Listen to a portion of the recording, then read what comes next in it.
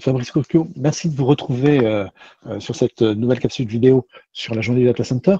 La France a une particularité, vous êtes un acteur d'ailleurs de cette spécificité, c'est celle d'être le seul pays au monde à disposer de 2 hubs numériques mondiaux. Alors, est-ce que vous pourriez d'abord nous expliquer ce qu'est un hub et puis quelle est cette particularité française? Alors, en l'occurrence, il s'agit d'une exception européenne, pas mondiale, mais européenne. Un hub, finalement, c'est quoi? C'est la combinaison de 3 éléments fondamentaux d'infrastructure qui permettent d'avoir une infrastructure numérique. C'est d'un côté des câbles sous-marins télécoms qui transportent aujourd'hui encore 99% des flux télécoms et IP dans le monde. De l'autre côté, des réseaux terrestres diversifiés, sécurisés. On pourrait parler d'enjeux au titre des événements récents où la sécurisation des réseaux, la sécurisation des infrastructures va devenir vraisemblablement un enjeu, et pas que pour des raisons de guerre, ça peut être aussi des raisons de terrorisme, des raisons de malveillance ou des raisons même d'activisme politique. Et ça, à mon avis, c'est un enjeu que les autorités sont en train de percevoir seulement, hein, peut-être un peu plus importante que malheureusement la dégradation de quelques antennes 5G, même si ça aussi c'est un vrai problème. Donc d'un côté des câbles sous-marins, de l'autre côté des réseaux de fibres terrestres, mais alors pas de la FTTH, hein, des torrents et des torrents de fibres optiques tirés par des grands opérateurs télécoms mondiaux ou nationaux. Et puis au milieu, justement, ces data centers particuliers que nous appelons les data center hubs, souvent des campus de data centers, interaction à 12 data centers à Paris, 3 et bientôt 4 à Marseille. On en a d'autres, bien sûr, dans les villes comme Francfort, Londres, Madrid, ou Tokyo, Chicago ou Los Angeles. Et l'idée est d'avoir justement ces bâtiments positionnés à l'endroit où se réalise finalement l'essentiel des échanges numériques. Or, on sait très bien que 85% des données échangées se concentrent dans 50 villes dans le monde et non pas des territoires. Donc, c'est ça un hub. C'est d'autant plus important que nous avons vu que 80% de la donnée qui va se créer dans les prochaines années provient des entreprises, des très grandes entreprises en général. C'est elles, plus que l'interface homme-machine que nous avons un peu l'habitude en tant que citoyens de manipuler, c'est elles qui vont générer cette croissance extraordinaire de la data, à peu près 130-140% de croissance a priori pour les prochaines années par an. Ça veut dire qu'on va faire x10 tous les 6 ans, c'est juste massif. Et ça a tendance à se concentrer dans les hubs. Alors, effectivement, la France, de par sa géographie, il faut être très clair, a une position extrêmement enviable, 2 hubs d'importance mondiale, mais de surcroît dans le top 10 mondial. Là, l'Europe, en général, est très bien placée pour des raisons historiques, des raisons géographiques, des raisons aussi, bien sûr, de richesse, tout simplement, de PIB, de concentration de PIB et de PIB informatique, puisque les 4 premiers hubs mondiaux, c'est ce qu'on appelle dans le jargon le FLAP, le Francfort, London, Amsterdam, Paris. Alors, il est vrai que si on regardait les États-Unis qui ont une dizaine de hubs, et si c'était qu'une seule ville, ça serait le premier hub mondial. Mais en tout cas, sur l'Europe, on voit bien qu'il y a une particularité. Généralement, c'est la concentration dans la ville économique. Et même en Allemagne, où on a une régionalisation, eh bien, Francfort concentre à peu près 65% du PIB informatique et des échanges. Alors, la France, avec Marseille, et c'est récent, est une exception. La France est une exception parce que Marseille est non seulement un hub d'envergure mondiale, mais depuis peu, essentiellement grâce à nos clients soutenus par les investissements massifs que nous avons faits depuis maintenant 7 ans, Marseille s'est hissé à la 7e place mondiale et est dans une dimension pour atteindre la 5e place mondiale à un horizon de 2 à 3 ans. Alors ça, c'est pas simplement une vue de l'esprit ou un optimisme béat, c'est tout simplement arithmétique. C'est lié à tous les câbles sous-marins de très grosse capacité, 120, 160, 320 terabits de capacité. On est sur des chiffres considérables qui ont déjà signé chez Interxion, qui vont être déployés dans les prochaines années sur Marseille. Et donc là, il suffit de connaître un petit peu le ratio capacité versus transit utilisé pour voir que très rapidement, Marseille va effectivement continuer sa course en avant. Alors, c'est pas rien.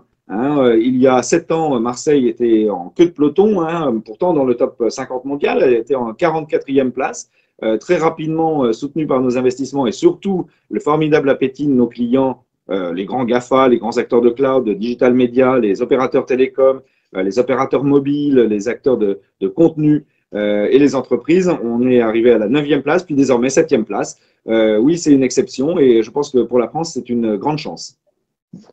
Alors, peut-être également évoquer le fait que vous êtes le premier acteur mondial en nombre de data centers, mais dans le même temps, vous accueillez tous ces câbles sous-marins qui arrivent et vous êtes au cœur, entre autres, du hub de Marseille. Mais rappelez que vous jouez aussi un rôle important en la matière en partageant l'accès à ces hubs et vous êtes, on peut le dire, Interaction est très vertueux en la matière. Et c'est une particularité aussi française, voire européenne, de dire qu'on est sur des hubs qui restent quand même ouverts et accessibles. Alors, on a évoqué dans une autre vidéo le concept de neutralité.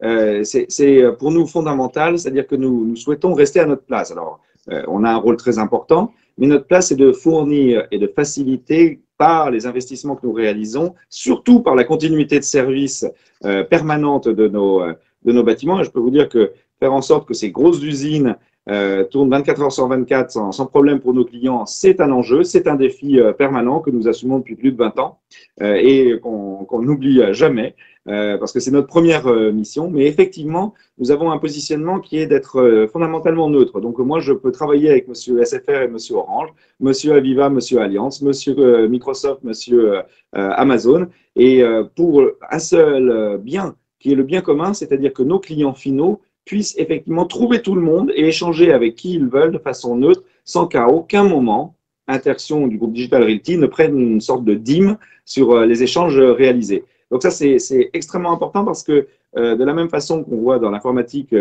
la notion d'open source, par exemple, ici, c'est un peu pareil. C'est open échange hein, et nous ne souhaitons absolument pas revendre ou concurrencer d'une façon ou d'une autre nos propres clients.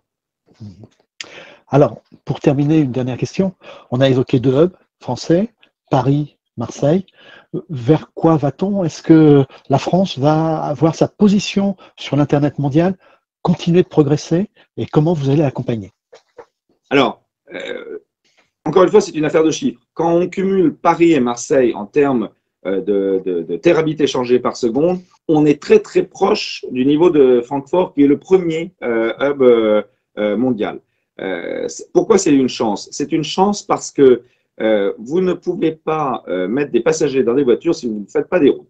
Et donc, si on n'a pas les infrastructures essentielles et des infrastructures d'envergure mondiale, alors nos entreprises, nos services publics, nos PME, nos startups ne peuvent pas déployer avec l'agilité, avec un niveau d'évolutivité et surtout un moindre coût, leurs nouveaux services et surtout de pouvoir réaliser la transformation digitale dont on parle tous les jours. Donc là, il y a un besoin nécessaire, pas suffisant, mais nécessaire.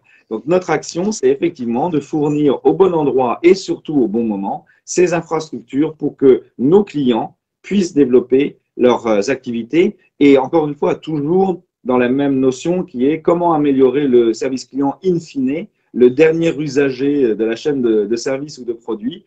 Et ça passe effectivement par nos infrastructures. Donc ça continue à évoluer. Nous sommes leaders et donc forcément très attentifs à toujours développer des solutions innovantes, mais aussi surtout, comme on a pu le voir, efficientes pour la planète. C'est un enjeu et une responsabilité sociétale avant même d'être un enjeu environnemental. Donc, je pense que la course aux investissements, pas pour se faire plaisir, mais tout simplement pour accompagner cette croissance des données sur Paris et Marseille va continuer. On voit bien que le edge ou les déploiements de services, que ce soit l'IoT, la 5G, l'intelligence artificielle, tout cela ne pourra marcher qu'en se rapprochant le plus vite possible vers les hubs pour pouvoir traiter de façon efficace toute cette capacité de données qui va être créée et qui est déjà créée, mais qui va être surtout créée dans les prochaines années par les très grandes entreprises et toute la chaîne des entreprises au niveau économique. Merci Fabrice Coquelin. Merci à vous.